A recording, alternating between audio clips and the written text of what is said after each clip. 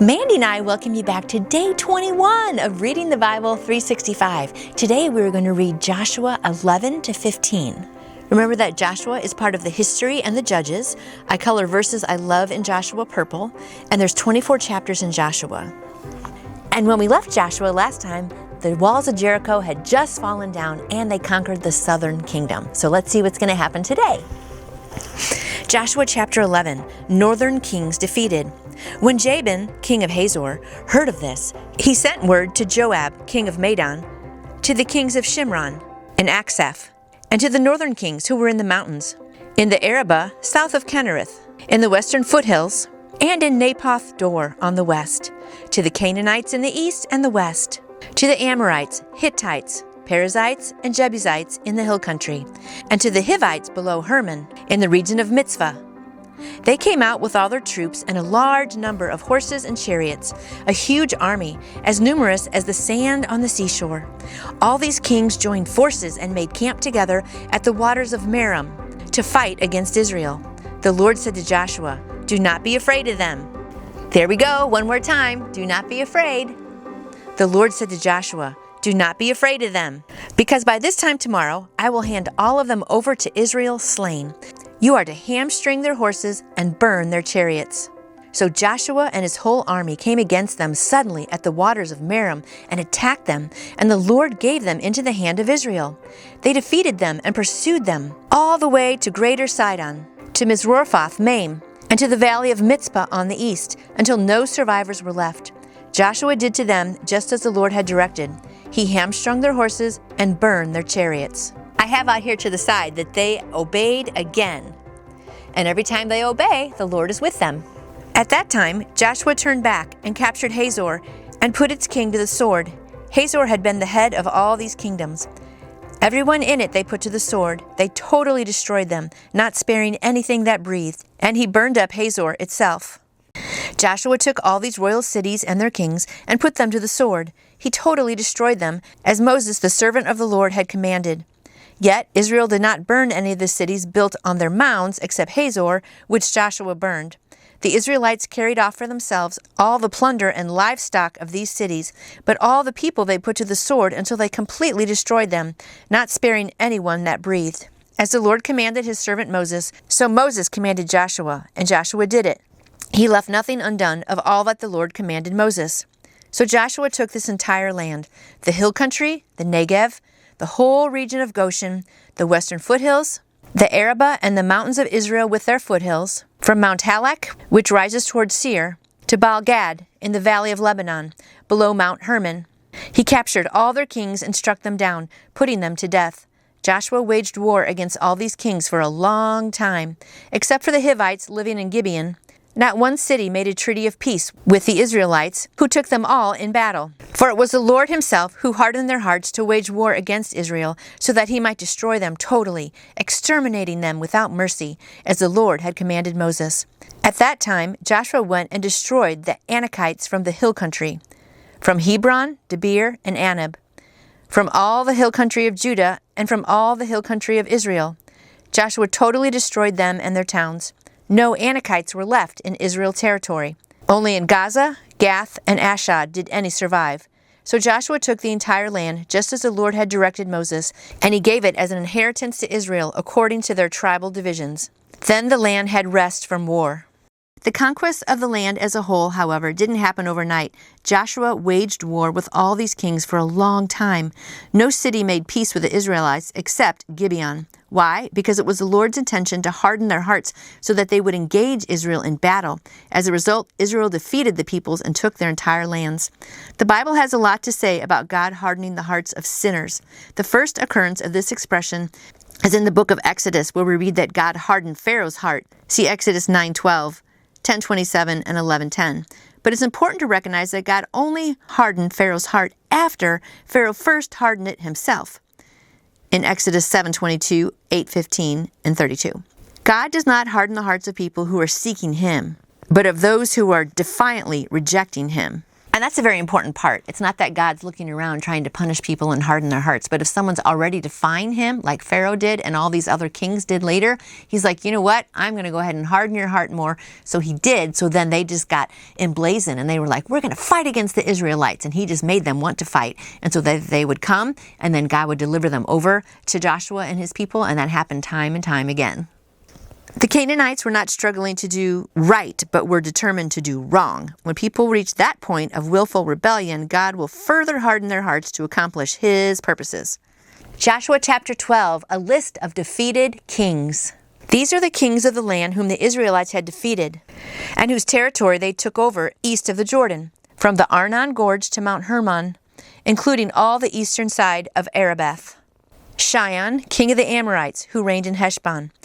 He ruled over Aor on the rim of the Arnon Gorge, from the middle of the gorge to the Jabbok River, which is the border of the Ammonites. This included half of Gilead.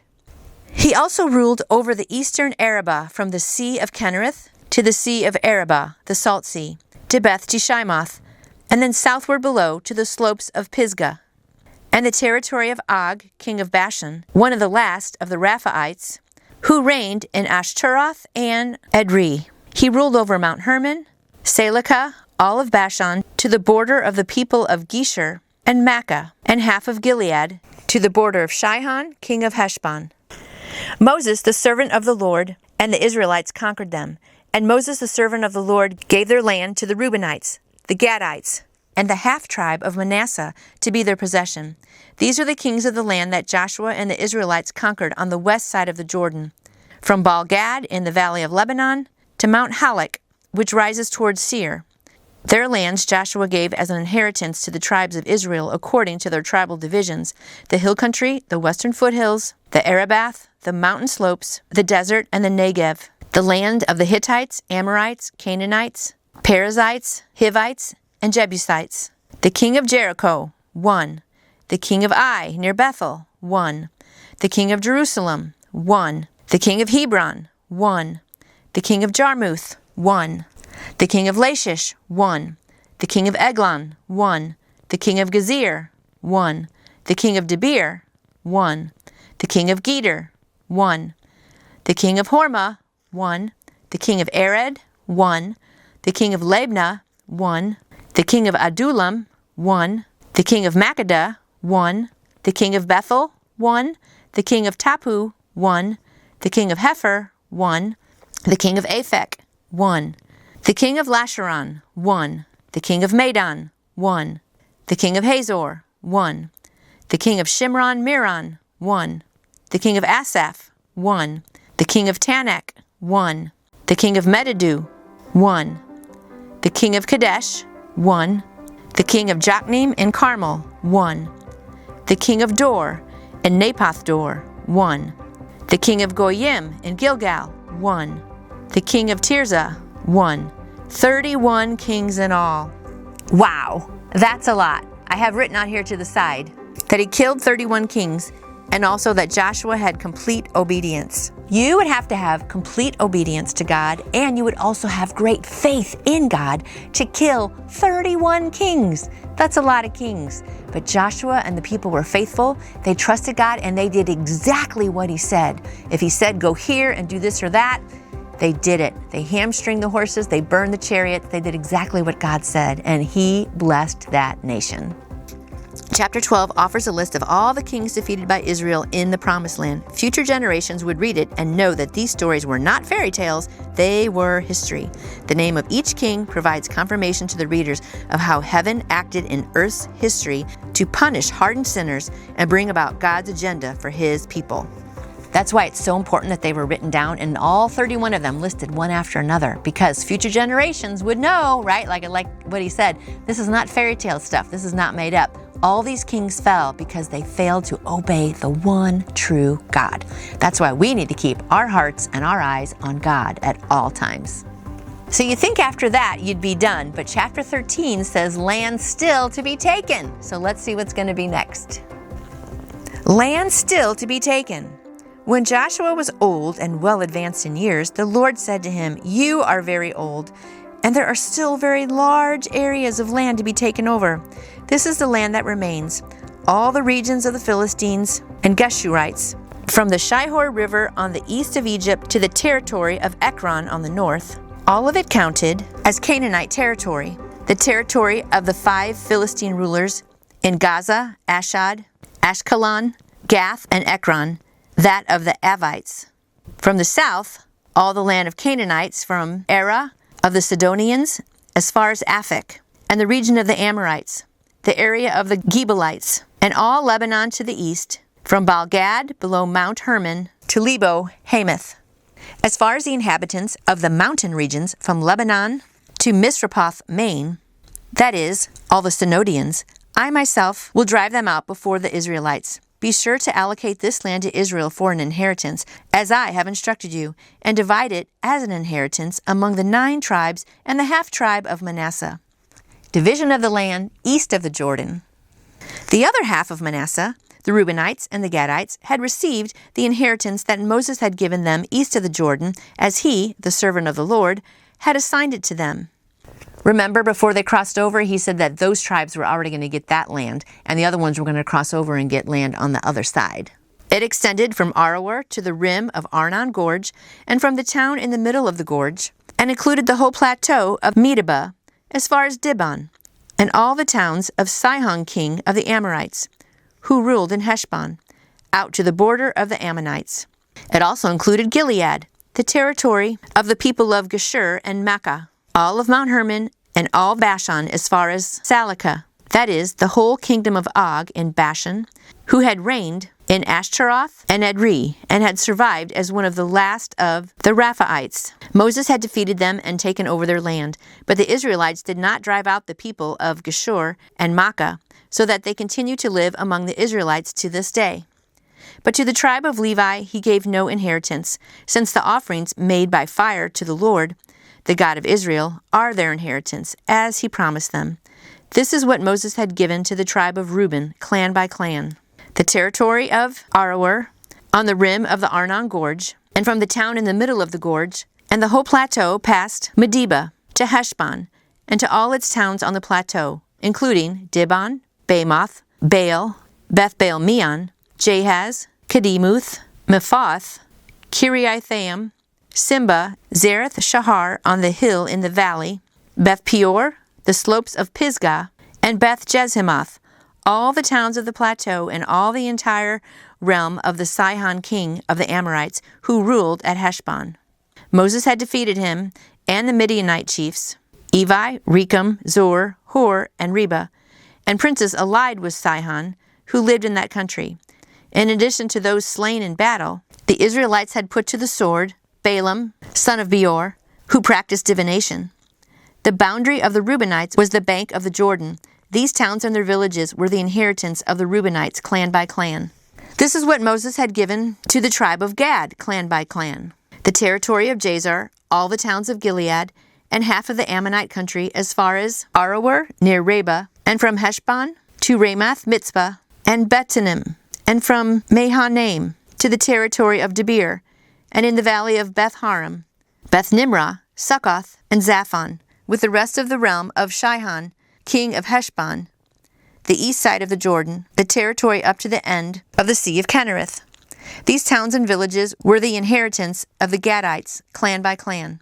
This is what Moses had given to the half-tribe of Manasseh, that is, to half of the family of the descendants of Manasseh, clan by clan, the territory extending from Mahanaim, including all of Bashan, the entire realm of Og, king of Bashan, all the settlements of Jair in Bashan, 60 towns, half of Gilead, and Ashtaroth, and Edrei, the royal cities of Og in Bashan. This was for the descendants of Machir, son of Manasseh, for half of the sons of Machir, clan by clan. This is the inheritance Moses had given when he was in the plains of Moab across the Jordan east of Jericho, but to the tribe of Levi Moses had given no inheritance. The Lord, the God of Israel, is their inheritance, as he promised them. Chapter 14, the division of land west of the Jordan.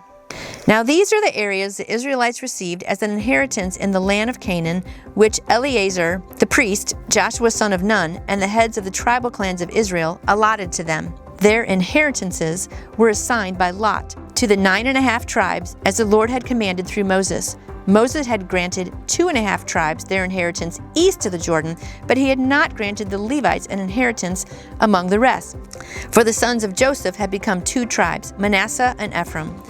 The Levites received no share of the land, but only towns to live in, with pasture lands for their flocks and herds. So the Israelites divided the land, just as the Lord had commanded Moses. Now the men of Judah approached Joshua at Gilgal.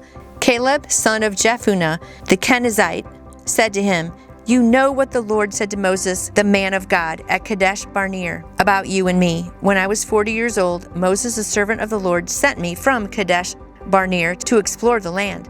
I brought him back a report according to my convictions, but my brothers who went up with me made the hearts of the people melt with fear. I, however, followed the Lord my God wholeheartedly. So on that day Moses swore to me, 'The land on which your feet have walked will be your inheritance, and that of your children forever, because you have followed the Lord my God wholeheartedly.' Now then, just as the Lord promised, he has kept me alive for the 45 years since the time he said this to Moses, when Israel moved about the desert. So here I am today, 85 years old. I am still as strong today as the day Moses sent me out.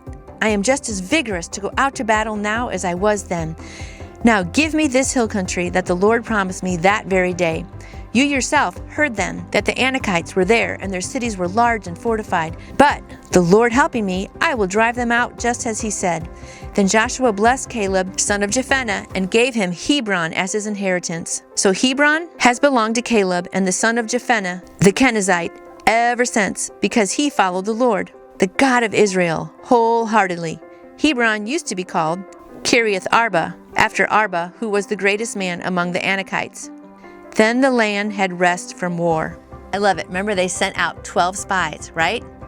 10 were bad, 2 were good. Only Joshua and Caleb came back and said, "We can take the land because God said we can." But the other people said, "Oh, we're like grasshoppers in their eyes. We're going to die, blah, blah, blah." And the people listened to them. It's almost kind of crazy, like today now people listen to the wrong thing. You need to listen to God. So he was promised this land, and he says, "Look, now I'm 85. I'm just as strong as I was, so give me the land." And he is just so excited, and he was so faithful. So Joshua and Caleb were very faithful men, and they got rewarded in the end. And I have up here, God's reward for his faithfulness at 40 is to enter the promised land at 85, and he is still strong for battle. Okay, let's read a little about this real quick. Only 2 adults in that group survived the punishment of wandering around for 40 years in the desert. The faithful spies. Caleb was promised an inheritance in the land because he followed the Lord, his God, completely. In other words, Caleb didn't follow the crowd. He stood by his convictions without compromise. That was 45 years ago. Caleb was now an 85-year-old man, but was still as strong as when Moses had sent him out. So he asked Joshua to give him the land that had been promised to him.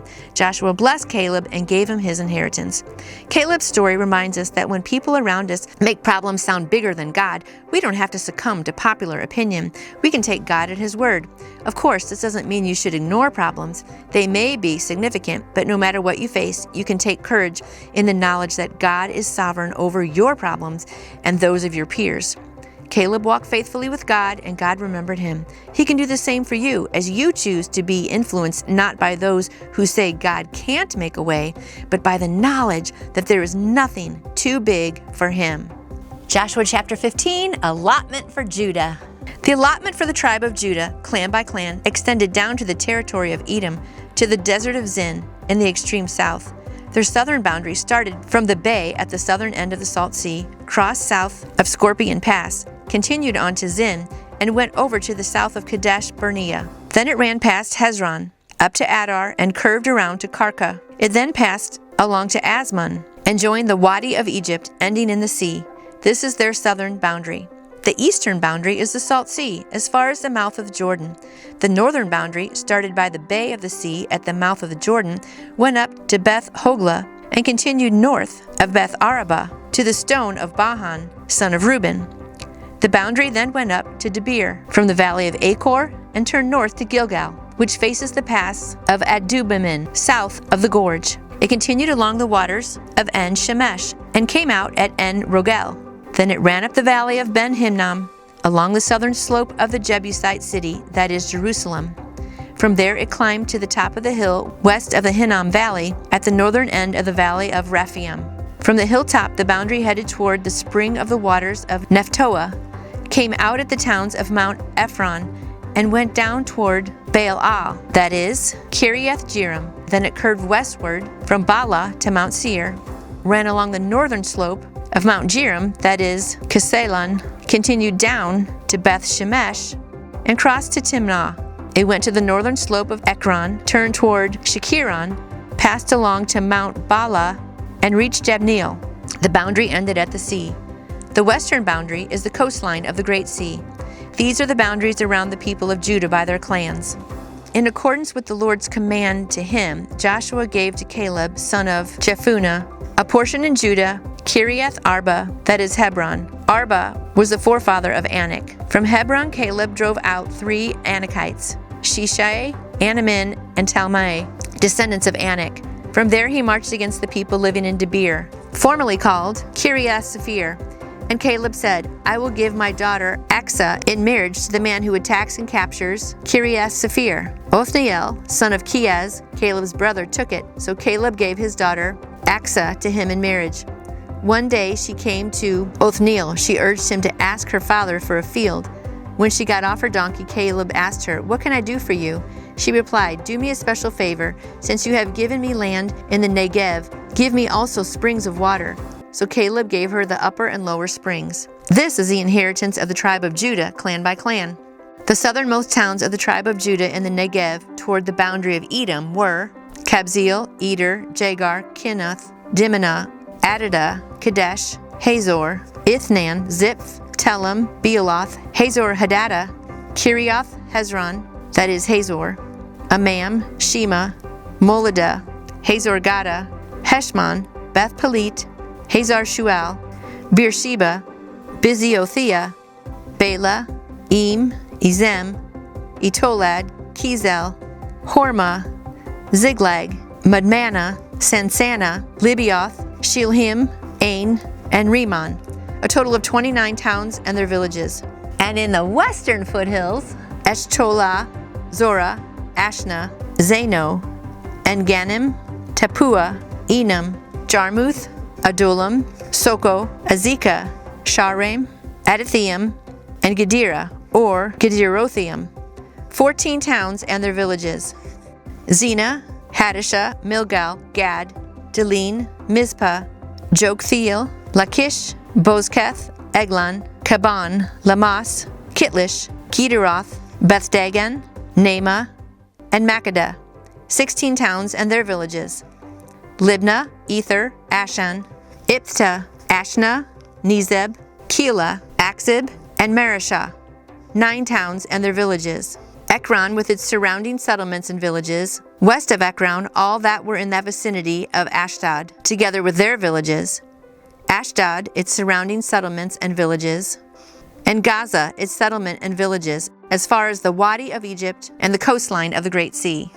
And in the hill country, Shamir, Jatar, Succoth, Dana, Kiriath Sana, that is Debir, Anib, Eshtemoh, Anim, Goshen, Holon, and Gilo, 11 towns and their villages.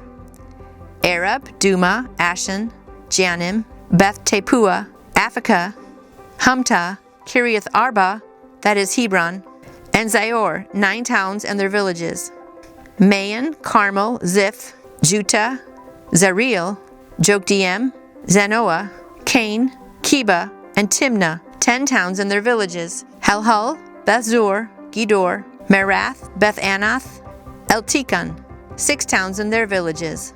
Kiriath Baal, that is Kiriath-Jearim, and Rabbah, 2 towns and their villages. And lastly, in the desert, Beth Araba, Middin, Sekekah, Nibshan, the city of the salt, and En-Gedi, 6 towns and their villages. Judah could not dislodge the Jebusites who were living in Jerusalem. To this day, the Jebusites live there with the people of Judah. Chapter 15 focuses on the inheritance of the tribe of Judah. The borders of Judah, which is the name by which the area would be called, are described, and the cities of Judah are named. As the biblical story unfolds, Judah will become more and more prominent. This is because in Genesis, Israelite forefather Jacob, Israel, prophesied that a kingly destiny would arise from his son, Judah, eventually resulting in the Messiah. The prophecy would first become a reality when God had the prophet Samuel anoint a young shepherd named David to be king of Israel. See 1 Samuel 16. Though in Joshua's day, the tribe of Judah could not drive out the Jebusites who lived in Jerusalem, King David would not only defeat the Jebusites, he would claim Jerusalem as his capital. In the Old Testament, much is made of family inheritance and passing down the favor of God from one generation to the next. In God's economy, the family is the foundation of society. Thus, in Israel, the family was the basis for passing down not only the physical blessings, but also the spiritual heritage. See Deuteronomy 6:4-9. In the New Testament, too, fathers are exhorted to raise their children in the training and instruction of the Lord. Ephesians 6:4. So God had promised to Jacob that he would have this land, and several generations later, here we are. And they are going in, and they are taking the land, and they are going to have it for the rest of their lives. And as families, they're very good about passing things on to the next generation. So all the stories will be told, and all the land will be theirs. And finally, they can take a break. Thanks for hanging in there. That was a lot for Joshua today, but come back again tomorrow for more of God's Word. Mandy and I will be here as we read together the Bible 365. Have a good day. If you enjoyed today's reading of the Bible, please pass this on to a friend. I would also appreciate if you subscribe to my channel. And I would love to answer any question you may have about faith in Jesus, salvation, the Christmas story, Easter story, anything at all. Just contact me, Nancy Grace Joy, through my website, which is nancyjoy2u.com. That's nancyjoy, the number 2, the letter u.com. You can also email me, which is nancyjoy2u@gmail.com. And Mandy and I hope you come back again tomorrow as we read the Bible 365.